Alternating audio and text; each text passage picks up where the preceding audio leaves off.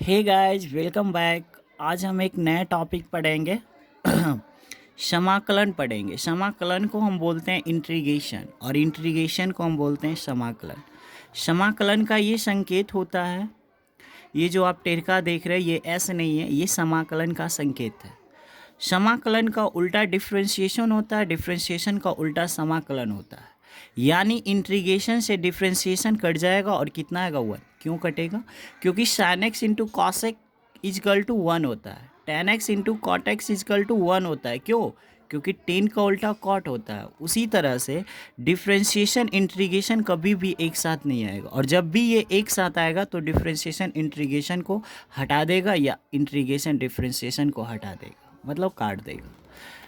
अब आते हैं, समाकलन को इंटीग्रेशन बोलते हैं। इंटीग्रेशन में हम दो पार्ट पढ़ेंगे। पहला इनडेफिनिट इंटीग्रेशन और निश्चित समाकलन पढ़ेंगे, जो एक्सरसाइज 7.1 से स्टार्ट होता है, 7.7 पे समाप्त होता है।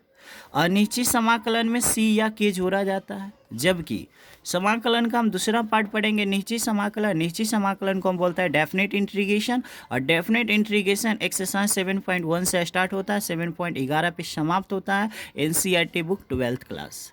इसमें सी या के नहीं जोड़ा जाता। अब सवाल है कि सर ये क्या है सी और के? तो ये सी और के को हम बोलते हैं समाकलन कांस्टेंट। जब इंटीग्रेशन समाप्त होता है तो सी या के जोड़ा जाता है। जैसे यहाँ पे समझेंगे, पी का डिफ्रेंशिएशन होता है P dash, F of x का डिफ्रेंशिएशन एफ डैश एक्स। उसी तरह से हम इंटीग्रेशन में पढ़ते हैं। सबसे बड़ी बात है, अगर फलन एफ ऑफ एक्स का मतलब फलन मेरा एक्स के रूप में है तो डी एक्स आएगा।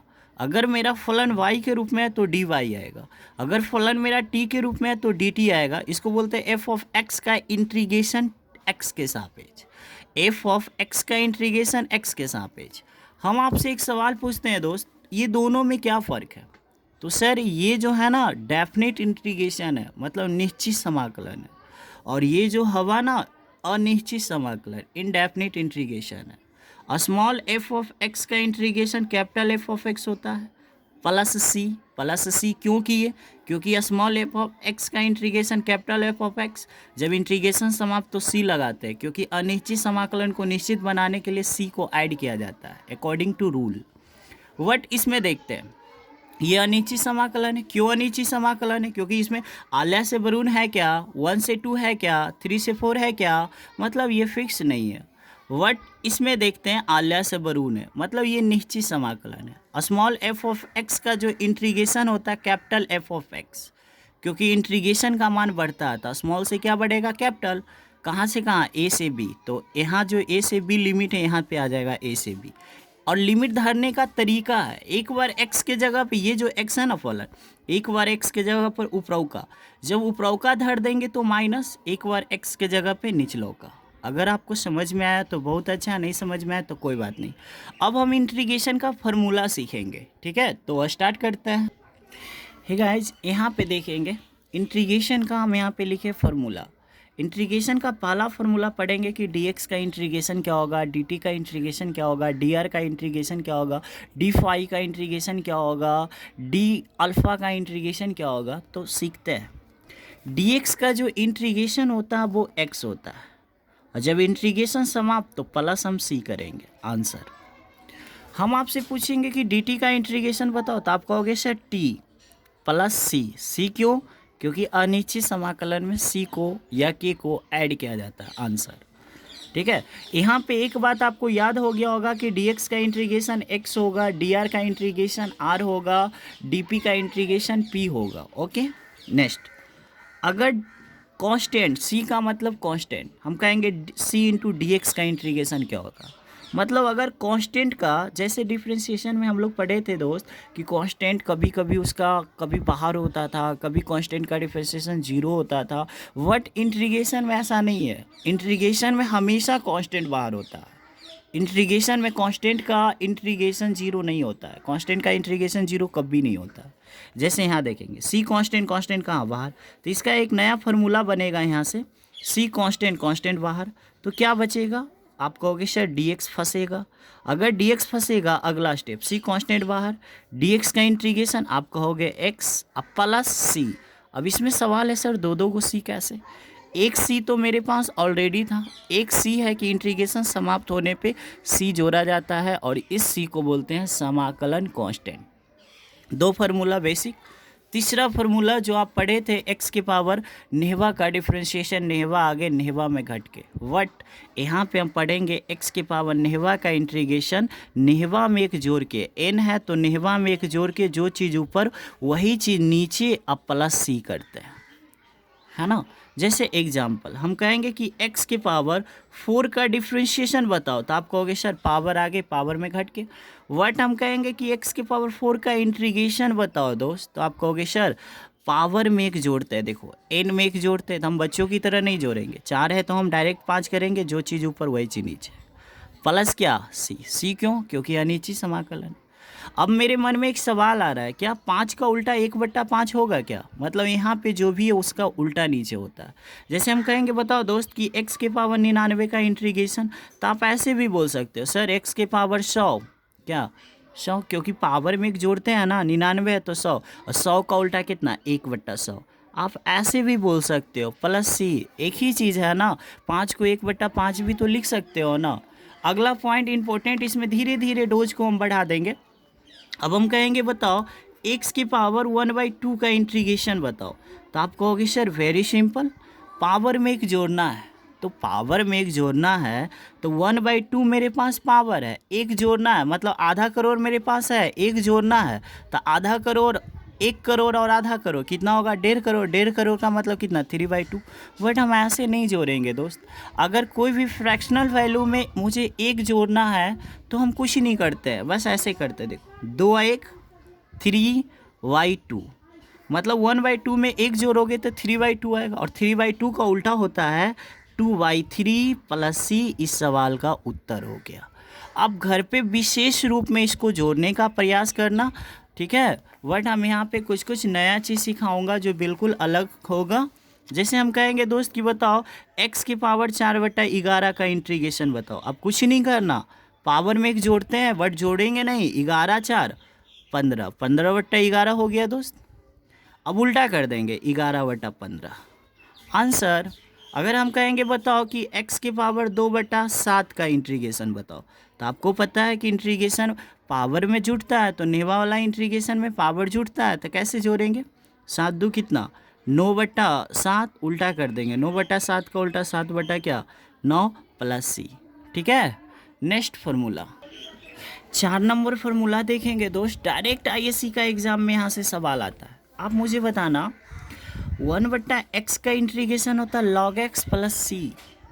आप बहुत ज़्यादा कंफ्यूज कर रहे होंगे, तो याद कीजिए log का डिफ्रेंशिएशन 1/x, और डिफ्रेंशिएशन जब log का डिफ्रेंशिएशन 1/x तो 1/x का इंटीग्रेशन log x। क्यों, क्योंकि इंटीग्रेशन डिफ्रेंशिएशन का अपोजिट होता है। जैसे log का डिफ्रेंशिएशन 1/x तो 1/x का इंटीग्रेशन log x। बट मैं आपको याद करवा दूंगा, टेंशन मत ले, अभी सीखे 1/x का integration log x plus C ये होता है। ऐसा न्यूटन क्यों बताया, यहाँ पे हम एक ट्रिक बनाते हैं जो किसी भी बुक में आपको नहीं मिलेगा।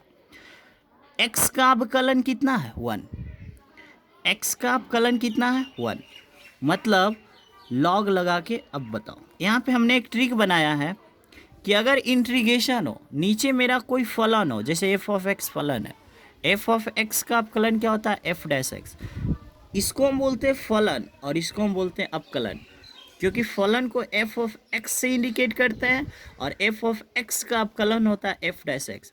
तो नीचे हो फलन ऊपर हो अवकलन, तो ट्रिक होता है log लगा के फलन, log लगा के फलन, फलन का मतलब f ऑफ x। फिर से नीचे हो फलन ऊपर हो अवकलन, तो log लगा के फलन।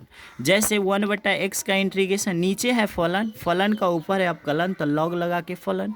हम कुछ भी जैसे हम समझाएंगे एक चीज़ और, 1/√x का इंटीग्रेशन होता है 2√x प्लस सी, एकदम रट्टा मार। 1/√x का इंटीग्रेशन 2√x प्लस सी, इसमें एक खासियत है, x का अवकलन कितना 1, इसका मतलब ट्रिक नंबर 2, नीचे हो फलन ऊपर हो अवकलन, नीचे हो फलन ऊपर हो अवकलन, तो यहाँ नीचे फलन ऊपर अवकलन तो log लगा के फलन। वट नीचे हो फलन ऊपर हो अवकलन, परंतु फलन हो रूट में, फलन कहाँ हो, रूट में। अगर नीचे हो फलन, ऊपर हो अवकलन, और फलन अगर रूट में हो तो 2 लिख के फलन, 2 लिख के फलन। जैसे अब ट्रिक से हम हल करेंगे, जैसे हम कहेंगे बताओ दोस्त कि x² + 1 है, ऊपर 2x, इसका इंटीग्रेशन बताओ। बहुत सारा लड़का इसको 2 पेज में बनाएंगे, इसको y मानकर, ये मानकर लंथ फल, लेकिन आपको नहीं, ट्रिक से हल करो। x² का डिफ्रेंशिएशन आप कहोगे सर 2x, कांस्टेंट का डिफ्रेंशिएशन 0, मतलब नीचे है फलन, ऊपर क्या है अवकलन, मतलब नीचे है फलन, ऊपर क्या है अवकलन, तो आंसर क्या होगा, लॉग लगा के फलन। फलन क्या है, x² + 1 + c। ठीक है, कुछ और उदाहरण लेते हैं, नया उदाहरण लिए। नया उदाहरण लेने से पहले आप मुझे बताना, नीचे हो फलन, ऊपर हो अवकलन, लॉग लगा के फलन, याद हो गया। फिर नीचे हो फलन, ऊपर हो अवकलन, वट फलन हो रूट में तो 2 लिख के फलन। जैसे मेरा सवाल है, नीचे है फलन, ऊपर अवकलन, तो लॉग लगा के फलन, है ना। नेक्स्ट क्वेश्चन, अब बताओ x³ का अवकलन क्या होगा, तो x³ का अवकलन आप कहोगे सर पावर आगे पावर में घट के, तो क्या नीचे फलन है, इस फलन का ऊपर अवकलन है, तो क्या लॉग लगा के फलन होगा कि 2 लिख के रूट फलन, तो इसमें लॉग नहीं लगेगा क्योंकि फलन है रूट में, तो 2 लिख के जौ के ताऊ का मतलब x³ + c। अब बताओ नीचे फलन है क्या, ऊपर अवकलन, तो क्या फार्मूला होगा, लॉग लगा के फलन। फलन क्या है दोस्त, sec² x है क्या, नहीं, क्योंकि 10 का डिफ्रेंशिएशन sec² x होता है, इसका मतलब ये फलन है और ये क्या है, अवकलन है। ये अवकलन किसका है, तो इस फलन का है, तो लॉग लगा के फलन। यहाँ पे हमने एक ट्रिक बताया है दोस्त, नीचे हो फलन, ऊपर हो अवकलन, बिना रूट में तो लॉग लगा के फलन, नीचे हो फलन, ऊपर हो अवकलन, रूट में तो 2 लिख के फलन। ओके, हाँ दोस्त, अब हम जानेंगे त्रिकोणमितीय फलन का समाकलन, है ना। देखो, एक तरफ हमने लिखा है अवकलन और एक तरफ हमने लिखा है समाकलन। अवकलन का उल्टा क्या होता है दोस्त, समाकलन। कैसे याद करेंगे, जैसे हम कहेंगे दोस्त कि साइन का डिफ्रेंशिएशन क्या होगा, तो आप कहोगे सर कॉस, लेकिन जब मैं साइन का डिफ्रेंशिएशन पूछूंगा तो आप कॉस बोलोगे, तो साइन का डिफ्रेंशिएशन कॉस किस में, प्लस में। वट मैं कहूँगा कि साइन का इंटीग्रेशन बताओ, तो आप मन में सोचना कि साइन का डिफ्रेंशिएशन कॉस होता है, इसका मतलब साइन का इंटीग्रेशन माइनस कॉस होगा। ठीक है, उसी तरह से हम कहेंगे कॉस का डिफ्रेंशिएशन बताओ, तो आप कहोगे सर कॉस का डिफ्रेंशिएशन माइनस साइन। अब हम पूछ देंगे कि भाई बताओ कॉस का इंटीग्रेशन, तो आप बोलोगे प्लस साइन। यहाँ पे 2 पॉइंट, साइन का डिफ्रेंशिएशन अगर प्लस में है तो साइन का इंटीग्रेशन आपका माइनस में मिलेगा, अगर कॉस का डिफ्रेंशिएशन माइनस में है तो कॉस का इंटीग्रेशन आपको प्लस में मिलेगा। याद हो गया, तो बताओ साइन का डिफ्रेंशिएशन कॉस, साइन का डिफ्रेंशिएशन कॉस, वट साइन का इंटीग्रेशन क्या होगा, माइनस कॉस। कॉस का डिफ्रेंशिएशन क्या होगा, माइनस साइन, वट कॉस का इंटीग्रेशन क्या होगा, प्लस साइन। आपको याद हो गया। नेक्स्ट, 10 का डिफ्रेंशिएशन क्या होता है, sec² x, तो 10 का जब डिफ्रेंशिएशन sec² x होता है तो sec² x का इंटीग्रेशन क्या होगा, 10x। देख लो, 10 का डिफ्रेंशिएशन sec² x, तो sec² x का इंटीग्रेशन क्या होगा, 10x + c, सब में c रहेगा। नेक्स्ट, कॉट का डिफ्रेंशिएशन माइनस cos² x, तो बताओ cos² x का इंटीग्रेशन, ये जो माइनस है ना दोस्त, ये कॉट के साथ चला जाएगा, मतलब cos² x का इंटीग्रेशन होगा माइनस cot x। हम कहेंगे बताओ sec x का डिफ्रेंशिएशन, आप कहोगे sec x × 10x, इसमें c नहीं है, मिस्टेक है। और हम कहेंगे sec x × 10x का इंटीग्रेशन, तो आप कहोगे sec x। देखो दोस्त, हमने लिखा ना। फिर हम कहेंगे cosec का डिफ्रेंशिएशन, तो आप कहोगे minus cosec x × cot x। What हम कहेंगे cosec x × cot x का इंटीग्रेशन, तो ये माइनस इधर चला जाएगा, यानी cosec x × cot x का integration minus cos x + c। चलो बोलो फिर से, साइन का इंटीग्रेशन माइनस कॉस, कॉस का इंटीग्रेशन साइन, sec² का इंटीग्रेशन 10x, cosec² का integration minus cot x, sec x × 10x का integration sec x, cosec x × cot x का इंटीग्रेशन माइनस cos x। इसमें भी ट्रिक फॉलो कर रहा है, नहीं इसमें कोई ट्रिक फॉलो नहीं कर रहा। ये त्रिकोणमितीय फलन का अवकलन है और ये समाकलन है। अब नेक्स्ट जानेंगे। जी हाँ दोस्त, हमने यहाँ पे लिखा है डायरेक्ट एग्ज़ाम में आएगा, मतलब डायरेक्ट एग्ज़ाम में आएगा मतलब ये आएगा, 5 सवाल में 2 सवाल आपका डेफिनेटली आएगा। जैसे हम कहेंगे sec x का इंटीग्रेशन क्या होगा, मैं पीछे चर्चा किया क्या, नहीं, वट आज के बाद याद रखना, sec x का इंटीग्रेशन चिल्ला के कहता है कि log sec x + 10x होता है। sec x का integration log sec x + 10x होता है, इस बात को मैं प्रूव्ड भी कर दूंगा। इसके sec x में ऊपर नीचे sec x प्लस 10x से गुना करके इसको मैं प्रूव कर दूंगा। अगला पॉइंट, cosec x का इंटीग्रेशन चिल्ला चिल्ला के कहता है log cosec x minus cot x होता है।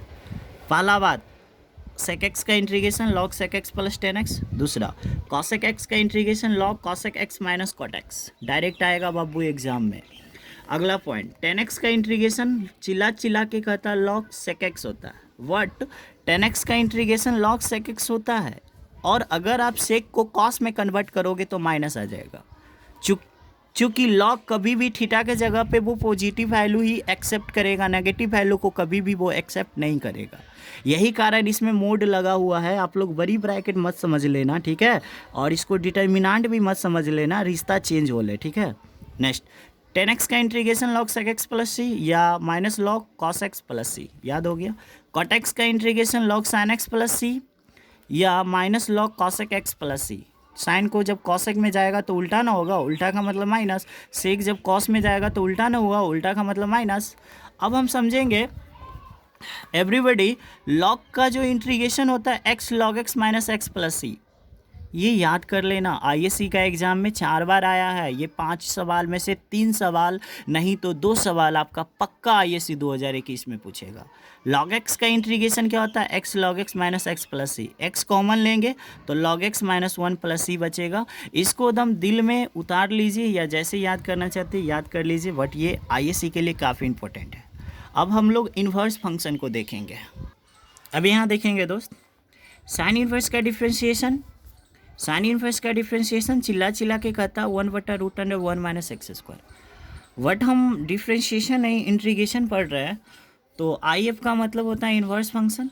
तो अगर साइन इन्वर्स का ये डिफ्रेंशिएशन है, अगर हम अपोजिट पूछेंगे कि 1/√1 माइनस का इंटीग्रेशन क्या होगा, तो आप कहोगे साइन इन्वर्स एक्स। इसको कैसे याद करेंगे? ऐसे, साइन इन्वर्स का डिफ्रेंशिएशन 1/√1 माइनस एक्स स्क्वायर, तो 1/√1 माइनस एक्स स्क्वायर का integration sine inverse x. Next question, cos inverse का डिफ्रेंशिएशन क्या होगा? -1/√1 माइनस एक्स स्क्वायर, तो इसका इंटीग्रेशन क्या होगा? Cos inverse x. ठीक है, आपको नहीं दिख रहा है क्या? अब दिखेगा। जैसे देखो, टेन इन्वर्स का डिफ्रेंशिएशन 1/1 प्लस एक्स स्क्वायर। हम कहेंगे 1/1 प्लस एक्स स्क्वायर का इंटीग्रेशन, तो आप कहोगे टेन इन्वर्स एक्स। ठीक है, जस्ट इसका अपोजिट करते हैं। जैसे हम कहेंगे कॉट इनवर्स का डिफरेंशिएशन, आप कहोगे -1/1 प्लस एक्स स्क्वायर। लेकिन हम पूछ देंगे कि -1/1 प्लस एक्स स्क्वायर का इंटीग्रेशन, तो आप क्या कहोगे?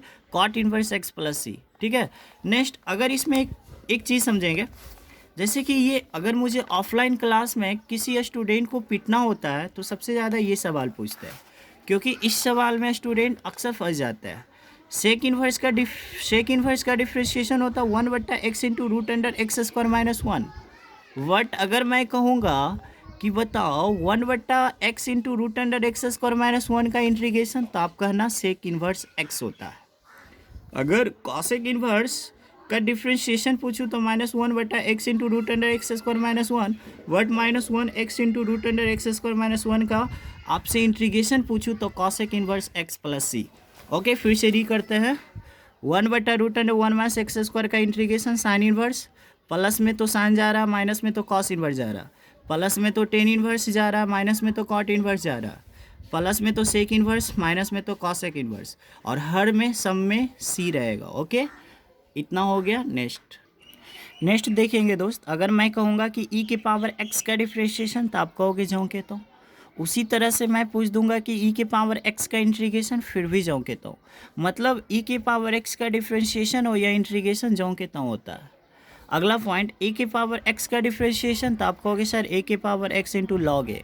वट मैं कहूँगा कि ए के पावर एक्स का इंटीग्रेशन, तो ए के पावर एक्स बटा लॉग ए प्लस सी होता है।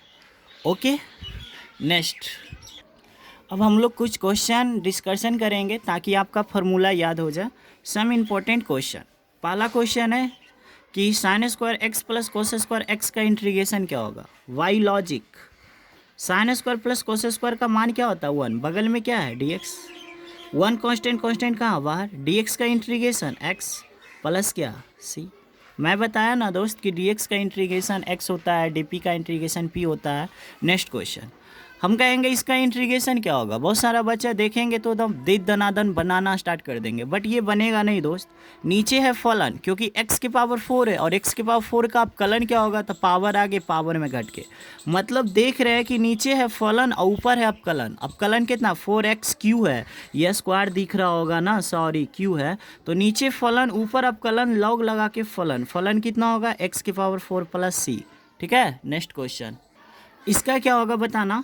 तो इसमें सबसे बड़ी बात है कि फलन है x के रूप में और यहाँ पे dp है, वट इसका मतलब है कि 10x into cot x constant है और कॉन्स्टेंट बाहर हो जाएगा। कैसे, तो 10x इंटू कॉट एक्स यहाँ पे dp है, तो 10x ये तो कट जाएगा दोस्त, क्योंकि 10 का उल्टा कॉट है, तो क्या बचेगा dp, और यहाँ से आप कहोगे dp का इंटीग्रेशन p + क्या c, है ना। नेक्स्ट क्वेश्चन, हम कहेंगे इसका क्या होगा। तो बहुत सारा बच्चा ना एकदम पूरा होश खो बैठते हैं और कहते देखते हैं कि अरे तेरा के कॉस है, ओ माय गॉड, कॉस का इंटीग्रेशन क्या होता है, कॉस का डिफरेंशिएशन माइनस साइन, इसका मतलब कॉस का integration plus sine plus C answer.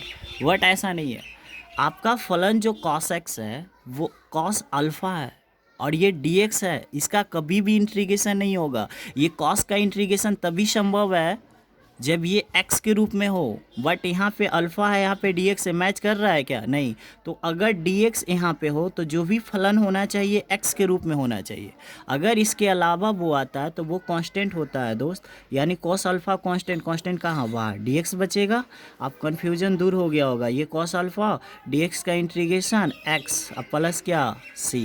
ठीक है, नेक्स्ट क्वेश्चन, इसका बताओ। लॉजिक है क्या, लॉलीपॉप है, आईएससी का एग्जाम में कई बार आ चुका है। तो tan inverse x plus cot integration, हाँ सिंपल है, tan inverse x plus cot inverse x का फॉर्मूला π/2 होता है, बगल में क्या है dx। What is π/2, π/2 is constant, constant so out, π/2 constant, constant बाहर, dx कहें तो क्या फंसेगा dx। अब यहाँ पे हम कहेंगे π/2 बाहर होगा ना, dx का integration x plus C, direct भी कर सकते थे, tan inverse x plus cot inverse x π/2 constant बाहर, dx का इंटीग्रेशन x प्लस सी। ठीक है, हम कहेंगे इसका बताओ। तो वेरी सिंपल, हम पूछेंगे दोस्त ये सेक है, यहाँ पे सेक नहीं होना चाहिए, सेक x होना चाहिए। ठीक है, हम कहेंगे ये सेक x क्यों तरफ रहा था, आप कहोगे सर ये दोनों से मिलने के लिए, तो मिला दो, सेक गुना सेक कितना होगा, आप कहोगे सर सेक स्क्वायर x बनेगा क्योंकि सेम है। वट सेक को अगर मैं 10 से गुना करूँगा तो क्या बनेगा, सेक x इंटू क्या 10x होगा ना, घेर दिए। इंटीग्रेशन को आप अलग अलग कर सकते हो, जैसे देखो इंटीग्रेशन बनाने का दो तरीका, या तो डायरेक्ट लिखो सेक स्क्वायर का इंटीग्रेशन 10x और सेक x इंटू 10x का इंटीग्रेशन सेक x, डायरेक्ट लिखो जो अभी फार्मूला मैंने बताया। या एक उपाय और है, अगर तुम इसको दोगे इंटीग्रेशन, सेक स्क्वायर को दोगे इंटीग्रेशन, तो इसको बोनस मिलेगा dx, प्लस है प्लस, फिर ये कहेगा हम रो, इसका मतलब इसको भी दोगे इंटीग्रेशन तो बोनस मिलेगा क्या dx मिलेगा। क्यों बोनस मिलेगा, यहाँ पे ये प्लस है, मतलब गोतिया वाली बात है, तो जब इसको हम टेरका देंगे तो बोनस मिलेगा dx, फिर इसको भी टेरका देना पड़ेगा बोनस dx। इस तरह से आप प्लस को अलग कर सकते हो, माइनस को भी अलग कर सकते हो। जैसे यहाँ पे देखते हैं सेक स्क्वायर का इंटीग्रेशन, अभी पीछे वाला पार्ट देखना, उसमें मैं बताया हूँ सेक स्क्वायर का इंटीग्रेशन होता है 10x, प्लस है। अभी आप मन में सोच रहे हो सर यहाँ पे सी क्यों नहीं ऐड किया, अरे भाई मैंने सी इसीलिए ऐड नहीं किया क्योंकि अभी भी इंटीग्रेशन मुझे करना है। अब बताओ सेक एक्स इंटू 10x का इंटीग्रेशन, अभी मैंने बताया क्या होता है सेक एक्स। जब पूरा इंटीग्रेशन समाप्त हो गया तो हम प्लस सी करेंगे। ऐसा कभी नहीं होगा कि ये किसका सी है किसका सी टू सी होगा, ऐसा नहीं होगा। ठीक है, नेक्स्ट इतना ही रहने देते हैं दोस्त, न तो वीडियो काफ़ी लंबा हो जाएगा। आपको इंटीग्रेशन का ये पार्ट 1 कैसा लगा आप मुझे कमेंट में बताना, ताकि मैं पार्ट 2 बहुत इजी ढंग से लेकर आऊँ और आपके सामने पेश करूँ। ठीक है, मेरा वीडियो देखने के लिए thanks a lot of, bye.